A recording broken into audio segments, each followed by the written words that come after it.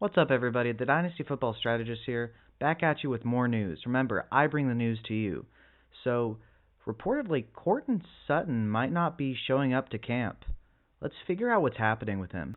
Anderson Pickard of Rotoballer reports Courtland Sutton still non-committal ahead of training camp. Denver Broncos wide receiver Courtland Sutton refused to comment on whether he plans to attend training camp, according to Jeff Legwold of ESPN.com. Sutton, who is still seeking a contract extension but remains in a stalemate with the Broncos, admitted he considered skipping minicamp. He remains optimistic about getting an extension signed before training camp begins. "We'll see what happens," Sutton said. "We've got a month to be able to get things situated, and hopefully things get situated. This is where I want to be. This is home. This is where I want to hoist the Lombardi Trophy. This is where I want to retire." The 28-year-old is coming off a relatively modest 2024 campaign in which he caught 59 passes for 772 yards, but did record a career-high 10 touchdowns. With Jerry Jeudy shipped off to Cleveland, Sutton is in line to operate as Denver's number one wide receiver. However, a quarterback room featuring Bo Nix, Jared Stidham, and Zach Wilson leaves a lot to be desired. Inconsistent quarterback play could keep Sutton in the wide receiver 3 tier for fantasy football this year. So when we look at Courtland Sutton, he's 28 years old.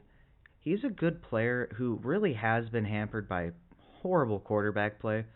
For instance, Russell Wilson, as poorly as he played, and I mean the fact that Denver ate that contract tells you everything you need to know. But Russell Wilson was the best quarterback he's ever played with. He has been robbed of what could have been such a great career if not for that ACL injury and horrible quarterback play, and coaching for that matter. Sutton has the potential to really be a mid-wide receiver too if everything could break his way and if there could just be a quarterback that could get him the ball. He has dominant ball skills and is your traditional X-wide receiver. Now, there is some hope with Bo Nix.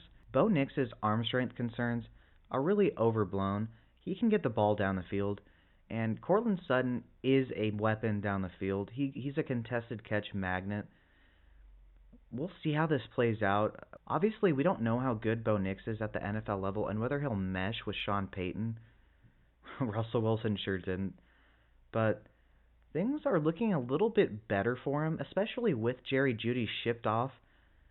And really, Troy Franklin is not going to be taking away Courtland Sutton's role. He's not an X receiver, so there is nothing to worry about as far as that's concerned.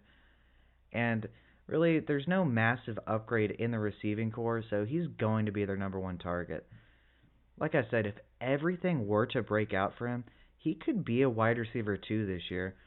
But as the article stated, I do agree he's probably more of a wide receiver 3. His ceiling just isn't really what some of the elite tier receivers' ceiling is, and that's just really what keeps him down because he's a relatively consistent scorer. Getting into what a new contract, at least per year, money might look for him, he's currently being paid $15 million a year, which is on the low end for a team's number one wide receiver.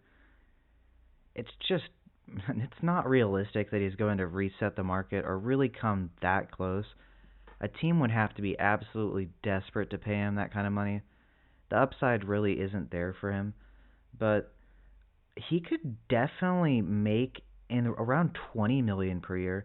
He could get a Mike Evans type of contract for the right team. I mean, the Broncos might even give him that. He's aging out. He's a vet. The upside just really isn't there for him.